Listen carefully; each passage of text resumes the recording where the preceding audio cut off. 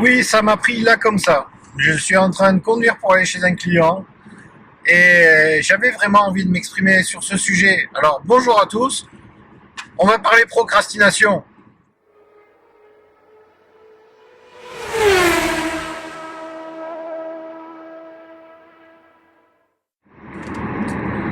Bon, alors je vais quand même faire très attention parce que je suis en train de conduire.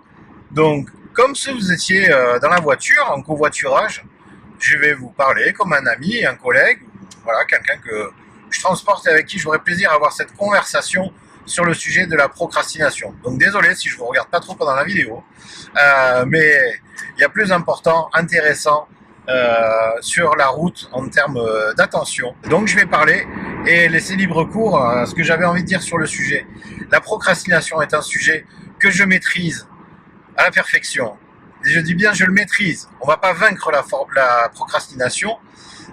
Je vais chercher surtout à la maîtriser parce que je m'autorise à procrastiner. Quand je m'autorise, je veux dire que ça me fait du bien en fait par moment de procrastiner. Alors, je peux appeler ça différemment. Je vais appeler ça un moment de ressourcement, un moment de recentrage sur moi-même, un moment d'introspection. Je vais prendre du temps pour réfléchir sur moi et je vais prendre du temps pour pas réfléchir.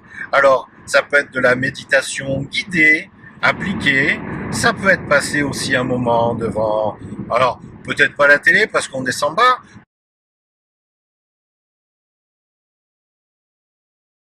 mais se regarder une petite série pour pas penser à tout ce à quoi on pense, se laisser piloter par la série. Donc c'est des moments choisis en fait. C'est ces moments qui vont me faire du bien pour faire baisser le stress, baisser la pression.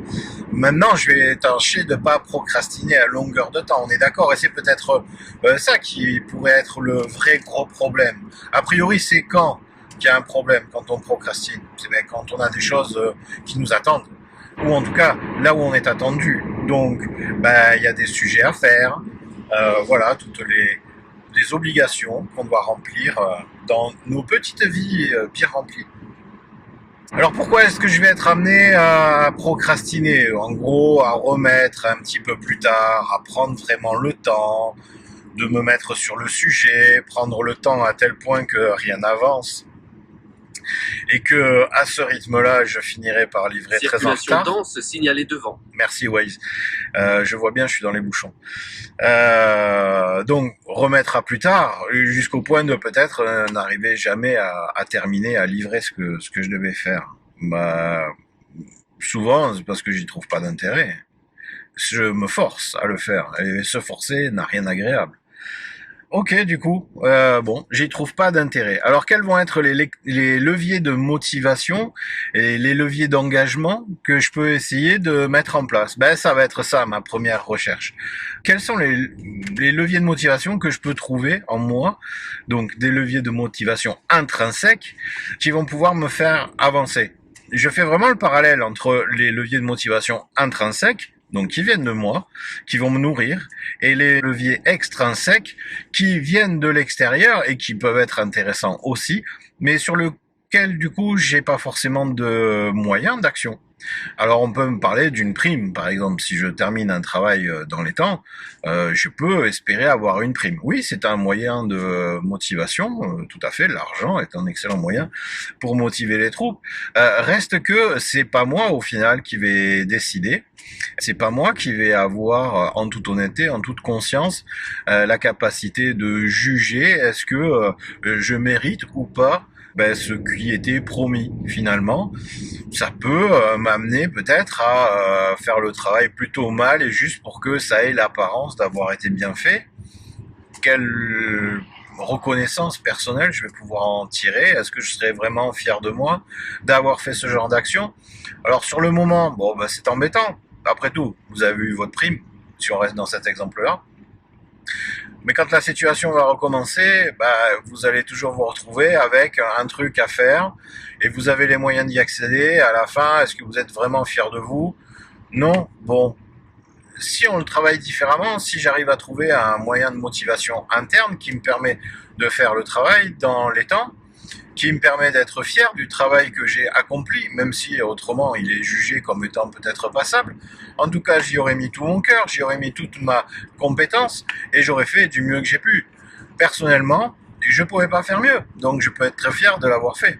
En plus, j'avais pas très envie, et j'ai dû chercher pour trouver des leviers de motivation, c'est pas venu tout seul. Donc il y a quand même un vrai travail pour avoir réussi à faire ce job-là.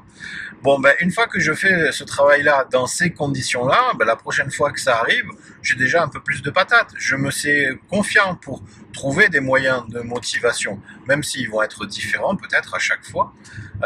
Je suis compétent, j'ai déjà fait, j'ai déjà réussi, donc je vais pouvoir le faire à nouveau. Qu'est-ce que je peux dire d'autre sur comment est-ce qu'on peut sortir de la procrastination?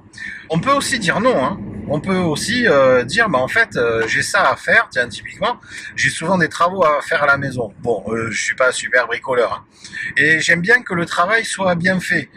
J'aime être fier du travail que je fais. J'ai tendance à être un petit peu perfectionniste. Alors, je travaille cet aspect-là pour me permettre de faire les choses quand même, et puis d'accepter que ce soit pas aussi parfait. On est d'accord. Si je cherche vraiment la perfection est difficilement atteignable. Je viens de me mettre à un niveau de difficulté supérieur avant même d'avoir commencé la tâche. Bon, ça va peut-être pas me motiver pour m'y mettre si je sens que finalement c'est tout simplement inatteignable. Donc voilà, le bricolage, ouais, il y a beaucoup de choses que je recule dans la maison, qui avancent tout doucement.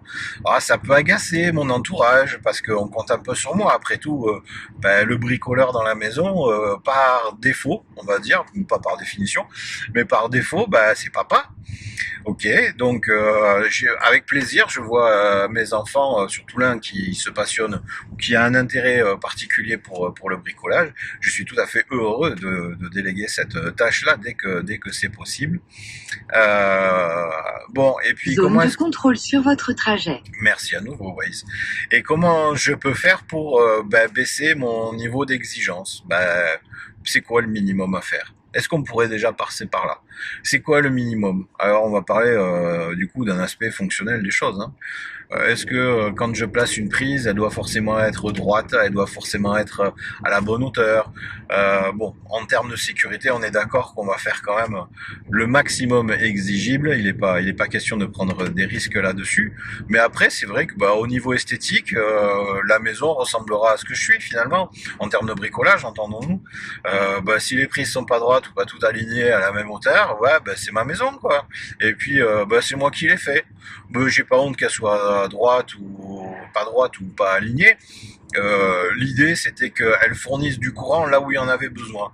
Je suis fier de ça, je peux me congratuler. Je suis pas bricoleur, j'aime pas ça, j'aime pas m'y mettre, je sais jamais où je range les bons outils. Pourtant j'en ai des outils, mais la plupart je sais pas où ils sont rangés. Sûrement parce que je les ai pas rangés. Mais bon voilà, la prise de courant elle y est. Voilà sur les sujets qui me motivent pas. Évidemment, sur les sujets qui me motivent, on ne parlera pas de procrastination. Personne n'aura besoin de me rappeler que je dois le faire. Je serai grand tout seul pour le faire. Je le passerai en priorité d'autres sujets, évidemment ceux qui sont moins motivants. Donc voilà, des leviers que je peux utiliser, par exemple, pour lutter contre la procrastination. Me rappeler quel est mon propre niveau d'exigence. Voilà, celui sur lequel je vais baser ma capacité d'engagement, ce qui me permettra peut-être de moins procrastiner. Alors ça marche plutôt bien, j'ai moins le sentiment de procrastiner, j'ai le sentiment d'être utile à la hauteur de ce que je peux faire. Merci Waze. J'ai le sentiment d'être utile à la hauteur de ce que je peux, de ce que je sais faire. Et voilà. Allez, je reprends la circulation parce que faut quand même que je sois bien concentré. Si vous avez des questions, si on doit aller plus loin sur le sujet, si vous avez des cas particuliers, posez la question et puis on verra de quelle façon on peut le traiter. À bientôt, si vous êtes sur la route, bonne route.